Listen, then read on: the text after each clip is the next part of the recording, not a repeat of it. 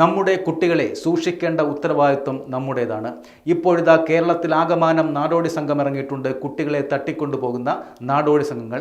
കോഴിക്കോട് പട്ടാപ്പകലാണ് കുട്ടിയെ തട്ടിക്കൊണ്ടുപോകാൻ ശ്രമം നടത്തിയത്. സംഭവത്തിൽ ഒരു സ്ത്രീയും പുരുഷനും പിടിയിലായിട്ടുണ്ട്. കർണാടക സ്വദേശികളായ നാടോടികളായ 2 പേരാണ് കസ്റ്റഡിയിലായത്. കോഴിക്കോട് ബീച്ചിന് സമീപം പുതിയ കടവിലാണ് ഞെട്ടിക്കുന്ന ഈ സംഭവം ഉണ്ടായത്. 7 വയസ്സുകാരനെയാണ് തട്ടിക്കൊണ്ടുപോകുവാൻ ശ്രമിച്ചത്. കുട്ടി കളിച്ചുകൊണ്ടിരിക്കുമ്പോഴാണ് തട്ടിക്കൊണ്ടുപോകുവാൻ ശ്രമമുണ്ടായത്. കുട്ടിയെ ചാക്കിലാക്കി കൊണ്ടുപോകാനായിരുന്നു ശ്രമം. ഇതേ തുടർന്ന് കൂടെ ഉണ്ടായിരുന്ന കുട്ടികൾ വിവരം നാട്ടുകാരെ അടക്കം അറിയിക്കുകയായിരുന്നു. ഇതിന് പിന്നാലെ നാട്ടുകാർ പോലീസിനെ അറിയിക്കുകയും ഇവരെ തടഞ്ഞു വെക്കുകയും ചെയ്തു. തുടർന്ന് പോലീസ് എത്തിയാണ് ഈ പ്രതികളെ കസ്റ്റഡിയിലെടുത്തത്.